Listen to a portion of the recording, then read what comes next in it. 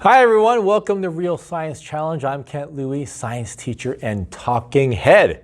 Talking best practice in science education and broadcasting from beautiful Vancouver, Canada.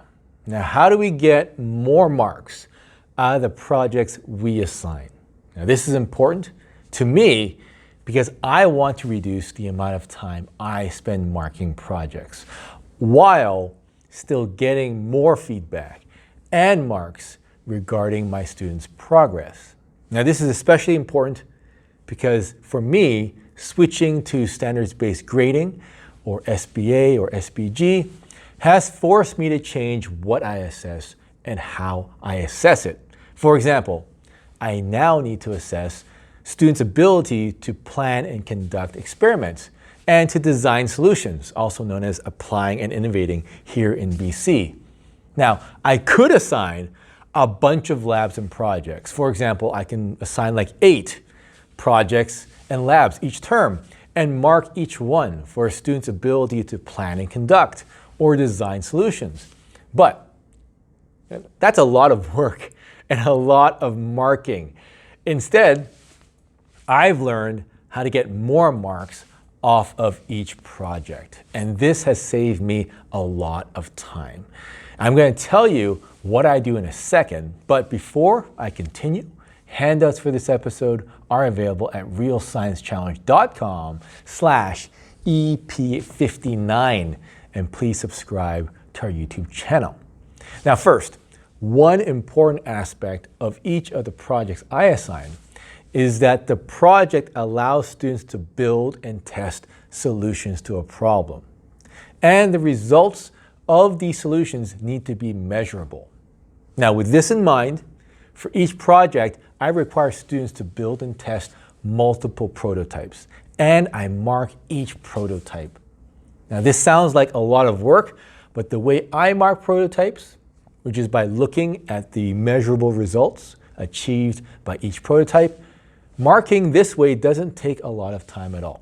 For example, I have my grade 8s build solar ovens, which requires them to heat a cup of water to the hottest possible temperature in 30 minutes using only direct sunlight.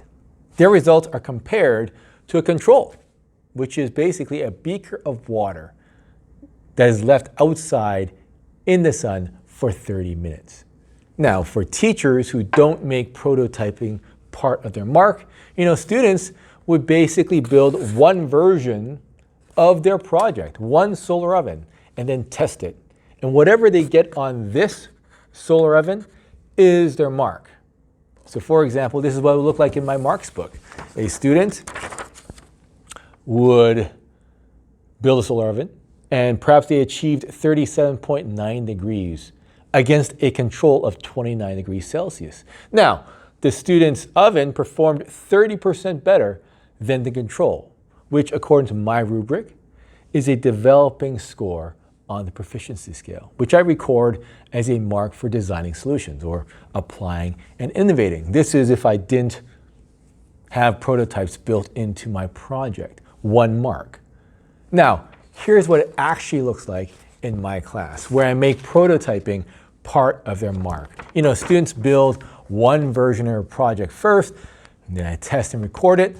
Then they build a second one and a third one, and I test and record those marks as well.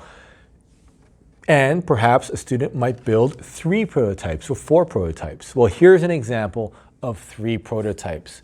All right, the first prototype, the first solar oven, 37.9 degrees Celsius, control 29.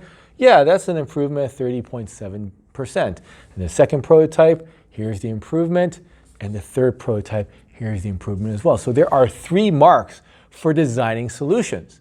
But here's a bonus. I also give marks for improvement between prototypes. And this is what I assign to planning and conducting. For example, between prototype 1 and 2, the student improved by 33%. And according to my rubric, that's proficient. Now, between the second and third prototypes, there was a 62% improvement, which would be extending for planning and conducting. So as you can see, there's no extra work I need to do, no extra worksheets or reports I have to read. I'm basing my marks on student improvement. and students are incentivized to improve each prototype and test ideas. And I get multiple marks for planning, conducting, and designing solutions as I see them improve. Now that's it for this episode. Please smash the like or subscribe button or leave a comment below. And handouts once again are realsciencechallenge.com/EP59. Thanks for watching. And let's talk science education again soon.